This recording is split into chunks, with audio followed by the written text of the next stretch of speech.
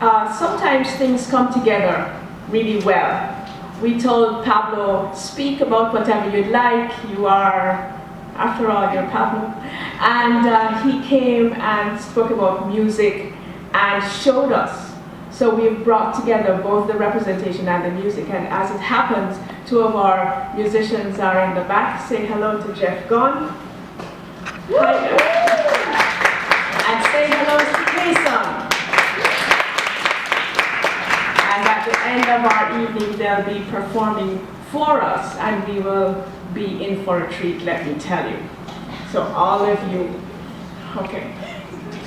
We're going to move into our next segment now. We're going to look at the film War Child. And in time, Emmanuel is on his way, so he will join us to talk about, at the end of it, to answer some questions that you might have about the film. But I'd like to use this opportunity to bring one of our senior graduate students into the mix. Join me in welcoming Katie Bush, who is a senior level PhD student in the history department. Katie looks at culture, and in particular she looks at the relationship between black and white culture as it was developing, as it was sorting itself out during the 1960s, during the American Civil Rights era. So she's going to lead us through to moderate, looking at the film and the panels that will follow. Because as I said before, this is not just about watching films, this is about learning something. We will all leave here today knowing at least one thing that we didn't come here knowing. Right, 35? Okay, thank you. Katie.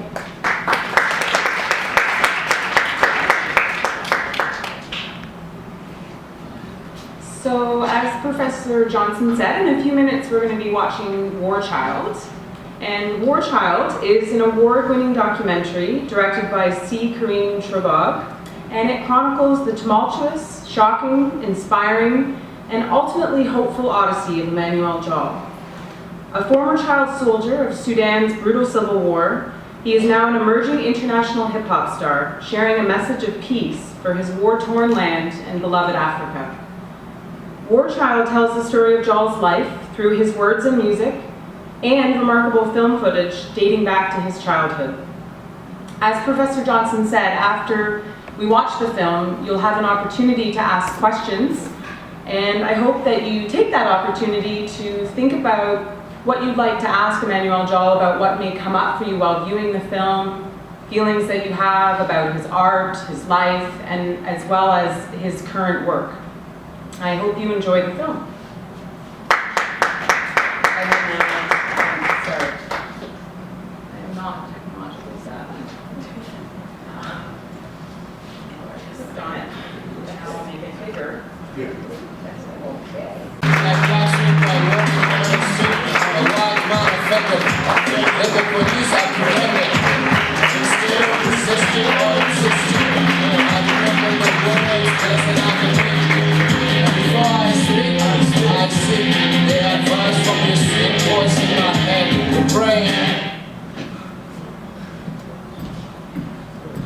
So, ladies and gentlemen,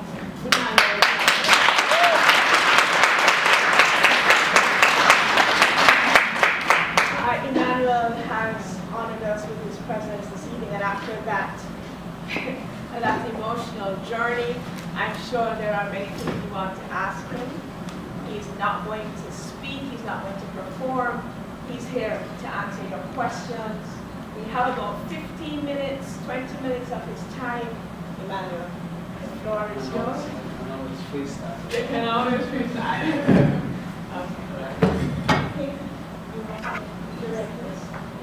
So we'll ask people to moderate. There's a mic in the middle here if you want to ask questions, and Emmanuel will answer. How you guys doing? Good.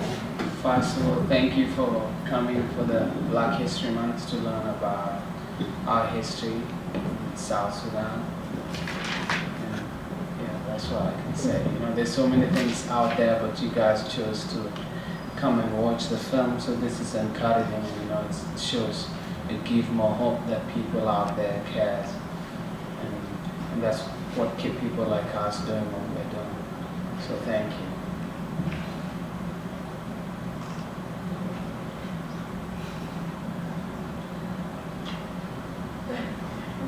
Is everybody shy? Yes. Hello, I enjoyed your work, the movie. It's fantastic. Thank you very much. My first question, I have a lot of questions, but one question. How is the school now? How's about the school today? Oh, the building of Yeah, the school? the building, yeah. Well, you know, to try to convince people, you know, it's easy when you're asking people to contribute toward boreholes. It's easy to ask people to contribute toward giving aid in form of food or health. But when you're asking people to support education, you know, it's really becoming tricky. And so building up this Emma Academy is still a dream for me. So I did something before where I ate 1 meal a day for 362 days, which I got humble. I thought I was famous enough that I could raise the money within 1 month, but it took me 2 years. And so no breakfast, no lunch, and the meals that I was missing, I was giving them up, and then I'll campaign on Facebook and Twitter. And some people joined me, some giving up their coffee for 30 days or 1 month. And we managed to raise money in the end.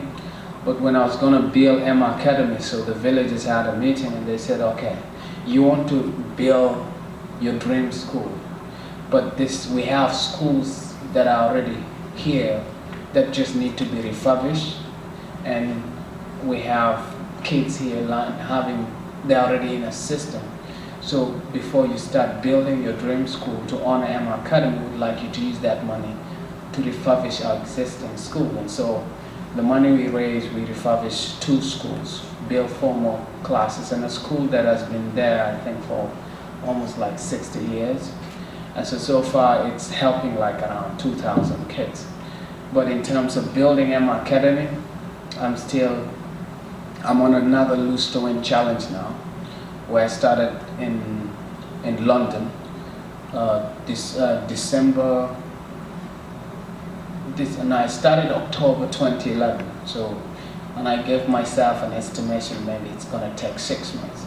So the challenge I took was Lose to Win as well, because Lose to Win is a challenge. So giving up something until I managed to do something.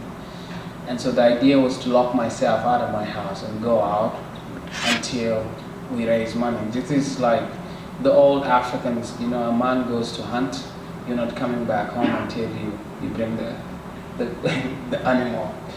So I'd seen that I haven't been able to bring the animal home, so I locked myself until I have to stop the house. So I'm still on the Lose to Win challenge, where I want to build Emma Academy, and so it's not going bad, so it's going to happen.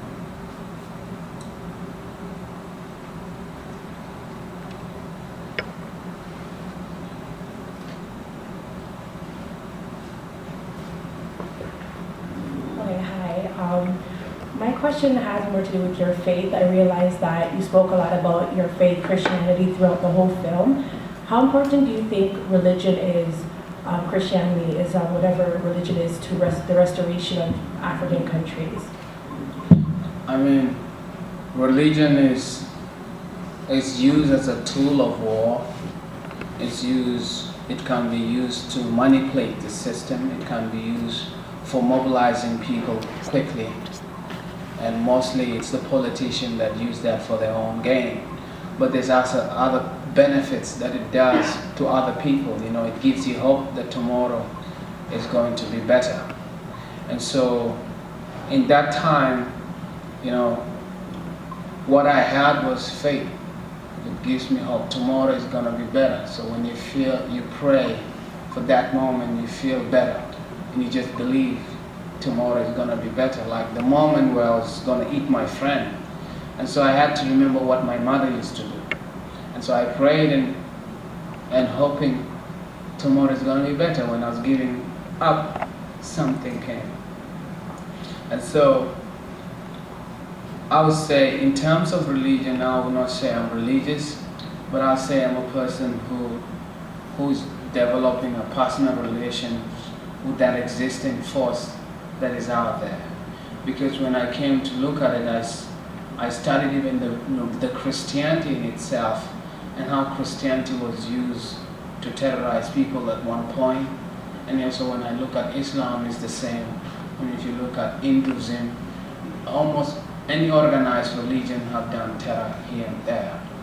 And so, and people don't actually listen to what the religion is telling them, because what the religion is telling them is all about love and caring about one another. And so, and I like going on that aspect.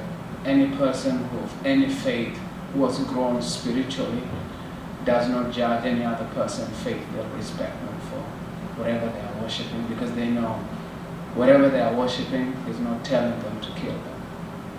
It's one of the best.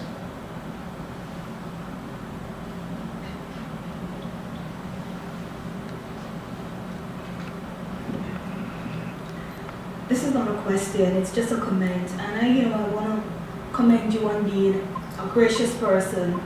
Not only that, but a mature person. I am hoping that, and I'm thinking that, your spirituality in some way has helped you to reach this level.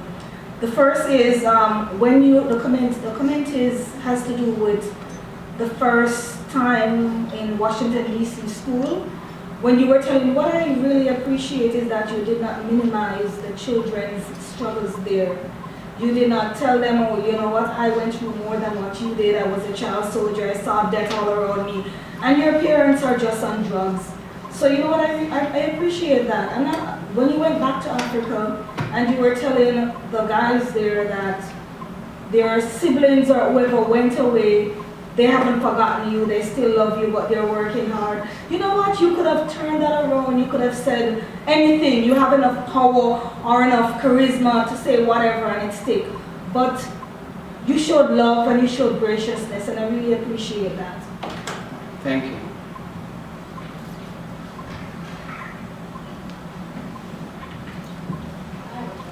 Do I have to use the microphone? So they can hear. Yes. Thank you. So I just want to go back in your comment. The thing is, if you're in Africa, you don't know, you are in a real jungle. When you come here, it's a concrete jungle. Different survivals level. Whoever's carrying the load knows how heavy that load is. And sometimes I say, if I was born in New York in these circumstances, probably I would have been a child gangster, or maybe I'm in prison now, or probably maybe I'm on drugs or something. Because if you look at the statistics, it's almost the same. You're born in South Sudan, it's almost the system that has been put in place is still, even no matter what government comes, they still use the old system. So people haven't grown to open up and use the new system. And so, and that's how it is. When I used to listen to hip hop sometime, I would say, look, this guy, they're crazy, they're on drugs. But when I actually travel to New York and see, and I say, look, your environment, if you have no opportunity to be able to mingle or see another place, or having the love at least injected in you, it will be difficult for you to be able to go and give back. And so I had an experience of both sides of the world. And so I've lived it and I know how it is. And so, and because I'm alive, I feel like I can choose to just think about me, make myself money, live my life. But what pride do I have if I open the TV and see my brothers and sisters still walking naked, and then go to the prison and see a lot of juveniles, young like me, still in prison. So then I said, my story, let me just keep using this platform to inspire. Hi. I actually have a few questions. My first question is, have you seen the documentary? This documentary that we just seen. Yes, I've seen it. Yeah.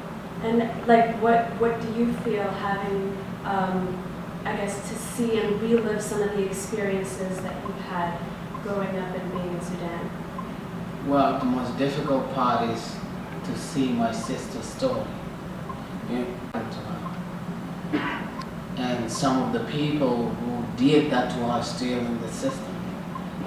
And so, the sad thing is not only have to realize what the war, you know, when people focus about war, people forget about the things that it does a lot to the women.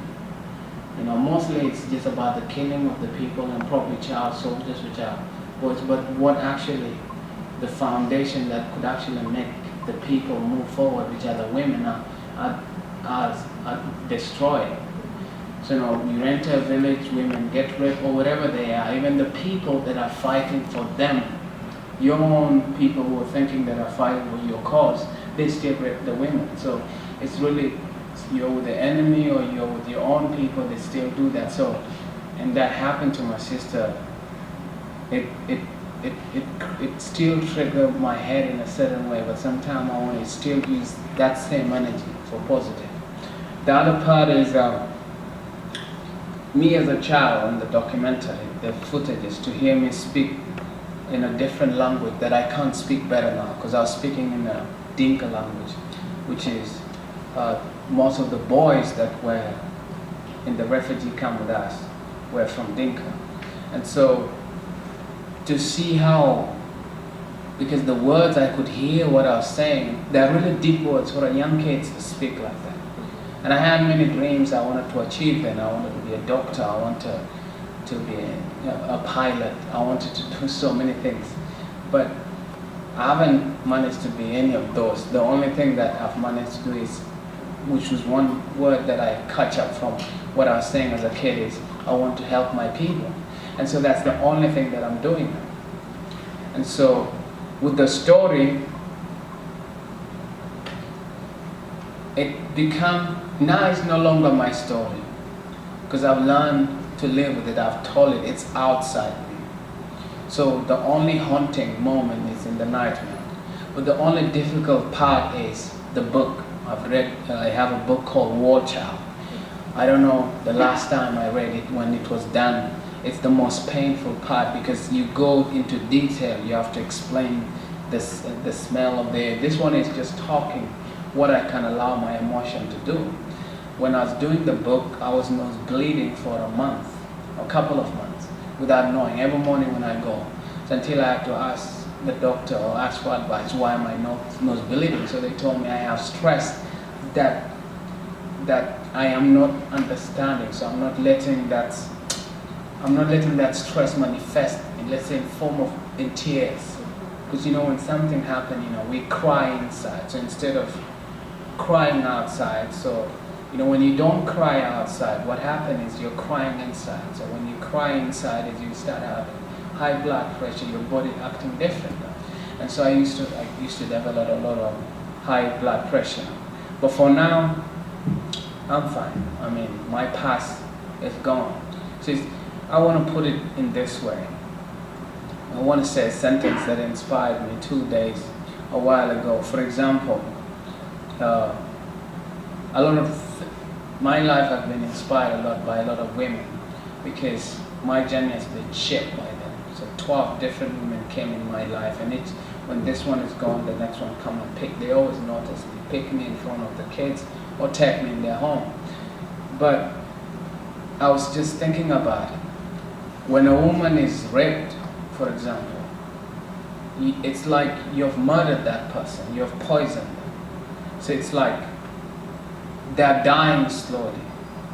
But when they get healed, what happens is, it's like they're resurrected, they've come back to life. And when they've come back to life, their energy, wherever they go, whatever thing they touch, whatever people they meet, they'll be inspiring people. They'll have a big heart. They'll always be happy because they've overcome. So in terms of explaining it with the documentary, yes, what happened to me is like I got killed. It's like I'm dying internally. I had nightmares as a kid. It was difficult to sleep even when I was up. But now because I've healed and I've forgiven, so it's like I've resurrected. That's why I'm able to do this. Even though if I see that, I can only think of it, remember what happened, but it doesn't harm me. So it looked like that's the old Emmanuel, and I'm like, this is the new person.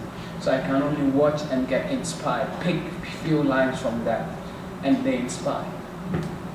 Okay, thank you for that.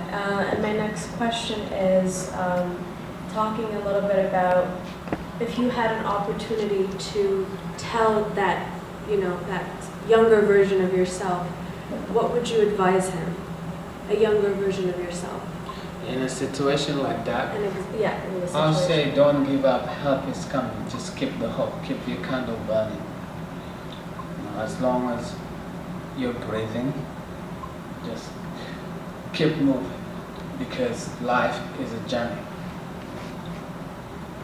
My last question, I promise.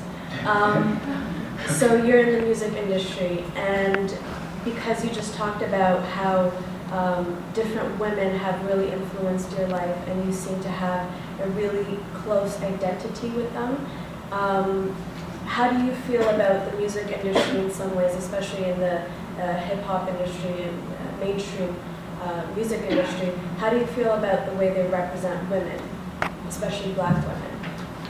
Well, I mean, the black people, we have a big role to play, because we are not pushing our women to be the queens or to be respected for who they are. So, and in reality, sex sells, so it's a business. So the saddest thing is, even no matter how intelligent a black woman is, people still look at them as a sex figure or something. But it depends on what genre you are in and what people you are in. That's what is in the media. That's what is being pushed. So there's other positive music that is out there that never get that attention, that is still have that respect. But when I try to look at it, is I found the guys who are actually musicians who are doing that. It's like a form of art. To them, it's like they're just having fun, but they don't know the impact that they're having in a lot of young people's life, a lot of children. Like even if you look at it also, you even look at the actual black female who are also musicians, the influence that they're having on dark-skinned children. So like you find black people want to bleach themselves to look more lighter skin, or they want to shave their hair and buy a wig. So there's a lot of battle that we're facing as a people. I could say, maybe, if I would talk about myself, there's one time I never liked my color, I never wanted to be this black. Until when I traveled different areas, I think in New York, so I found, I think some Jamaicans who just thought, hey, you look like the real black Africans. I love that skin, so they want to touch it. So different people give me comfort. Oh, you love my skin, it's smooth like roasted bean. Cool. So like, there's so much in the media that is hammering the women, but I think that's the business side. That's how they make their money. It's the dollars that they're up to. So they know this style, okay, what do I need? I need a girl with a booty, on this music video, and this is how I have to do it. Even though the black women don't like it, but you see they still party to the same music, they still talk about how cool that music is, they still go to the parties. But it's a different kind of it. If you also look back to the history, when I was studying the lyrics of the old guys, when I listened to them, and if I try to translate it with the normal hip-hop guys, how they're talking, there's no much different. How someone will talk about, yo, I have a bull like this, I have 6 women, they love me, I'm the tough guy, and then you try to listen to that lyrics, and then come, let's say, take 50 Cent and listen to this. You say, 50 Cent could show off with his money, this guy show off with his cows. And if this guy saying how tough he is, this guy talk about how many people is killed in the battlefield. So like, it's a form of art, but now, in the ancient time, it was an art for entertainment. But now it's an art for entertainment that is influencing people, because now there's no balance in the society to balance things out. So you only have one side that is pushing this. But back in the village, there's both sides. So, you know, this guy is singing this is for entertainment. And then you have different kind of songs, so people are able to be influenced by different kind of things. So in the end, you're not influencing kids in a negative way. So if you look at how it is happening and the impact is, most parents are busy, they're working, and then who's raising your child at home? And who's raising your kids? If you're a girl, probably Beyonce is raising your kids when you're working, and if you're a boy, probably it's what's the latest, coolest guy, maybe Lil Wayne or so. So we have lost that two side of the world. Last question. We've been talking about, sorry. So you want to say something? Sorry. Somebody say yeah or no. In our class, we've been talking about this need to belong, and it seems like you were living in the States for about 18 years, if I'm, or you were away from home. I was in Kenya. Oh, you were in Kenya. Okay, then the question is negated. Thank you. Thank you. Hello, Emmanuel. My question gonna be short. First of all, I must say that the documentary was very inspirational, despite the fact that it was very emotional at the same time, and I guess that it has broadened our horizon. You have spoken earlier about your mom, and I think about Emma. What were some of the values and qualities do you think these women have inculcated upon you? Well, my mom was calm and planted the seed of spirituality in me, so which helped me in the long run. Well, for Emma, I did not understand,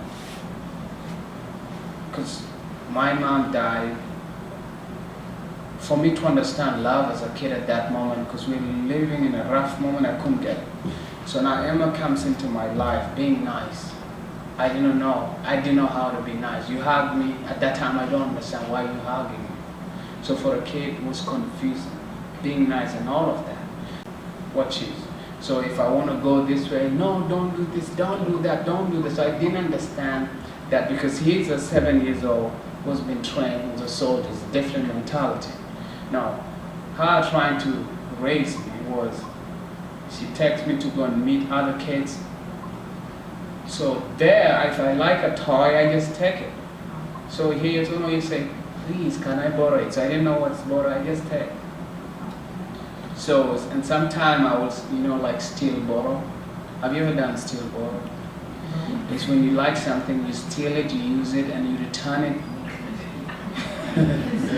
You return it without getting caught. So I was introduced to playing a Game Boy. So there was a neighbors of that. So I would cross the fence, go steal the Game Boy. They'll be looking for it for a week. I play Game Boy. And then later I sneak and return the Game Boy. They found it. And there the Game Boy is found. So I would steal borrow. But one time I was caught still borrowing. So she was really upset. So I said, I was just stealing and borrowing and I return it. Thank So, you. thank you. Hi. Hi. First of all, thank you for being here. Thank you. Documentary was really touching, and it really brought tears to my eyes, honestly. A few things actually. I wanted to just say, when you were visiting your sister and she was telling her story, as a woman, like honestly,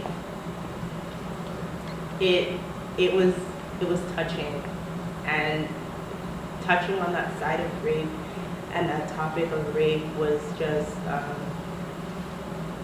it was deep. It was really, really deep, and I don't even have words to say for that. But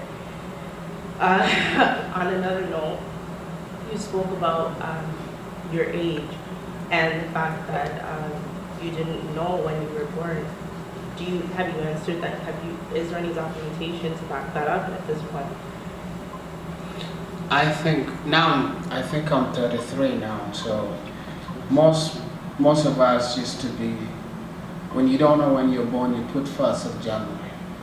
So I put 1st of January was when I was born. So when I asked my dad, he said I was born in December 31st. So, and it was at night, so it's not that far. probably in Japan that time was already January. So I'm sticking with 1st of January. You're gonna stick with, I'm in January too. So, And in our class that she mentioned, we're doing oral history. So I found throughout the documentary that there are certain things like within oral history and writing down like written history, I guess using legal documentation and whatnot, that like the memory tends to fade in a sense, and at the same time, but the core concept always lingers, and it's always passed on tradition through elders, as your grandmother was saying, and your father, and you putting these stories together to gain an understanding as to history and your own history and your life story. It was just interesting to see, and I know exactly how I think it's going to play out. But thank you very much again for being here. It's really appreciated. Thanks. thank you.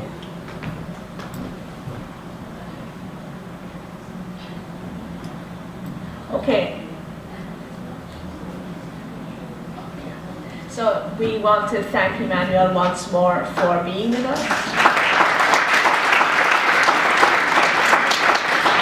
And to let you know that in the back, his record company is there. It's Gatwich Records. His CD is there. His T-shirt advertising piece and his book, I'll bring out the book in a minute, are there. So please, this is important, right? For those of you who can, please support this cause. And Carrie's in the back, and other ladies in the back. So they're in the back with the books, and so we'll take our break now. Emmanuel is around for a little while, so thank you once again, Emmanuel Jal. Oh, he would like to do something for you.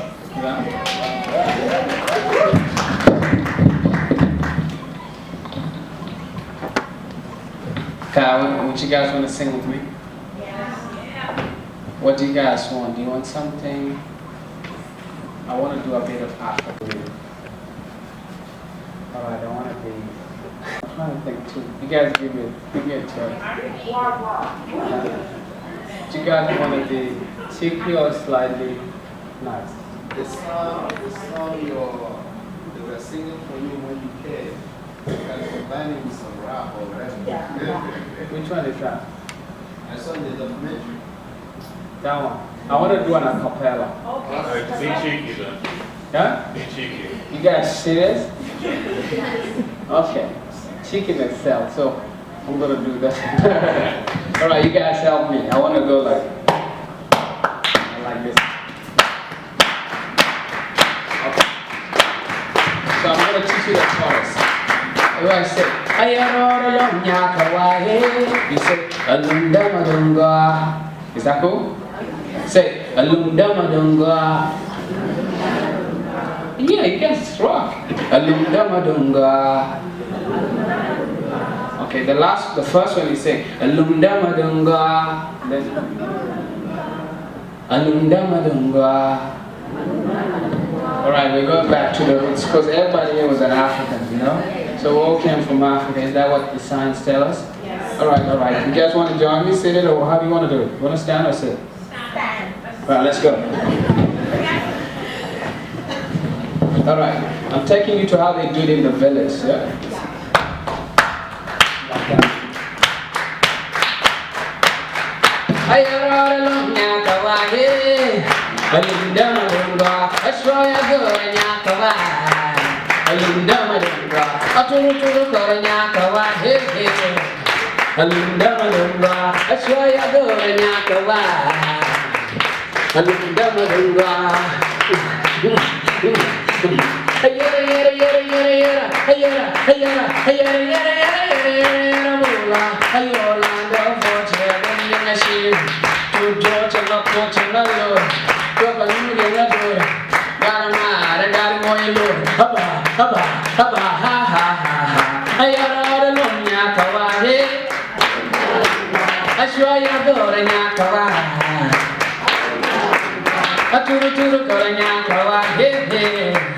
Alunda magamba, ashwaya gora nyakawa.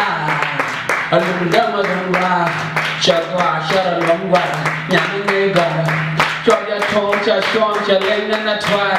Landa masharba, nyamada kaba kefyalete, teleka bore, mangariye denchara kefepsi.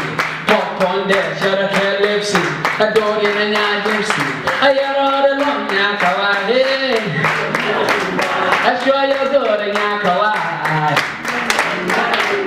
Akuru gora nyakawa hey hey.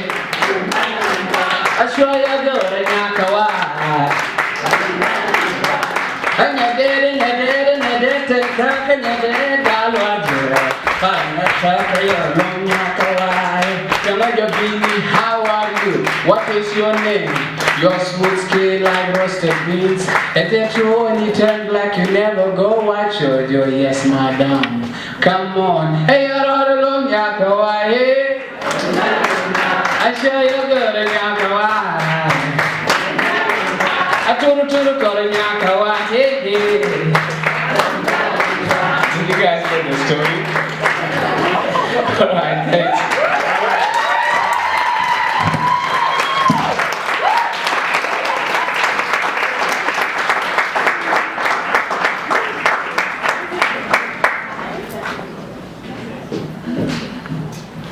Thank you, Emmanuel. Okay, so we'll take our break now. We'll take a 10-minute break. There are some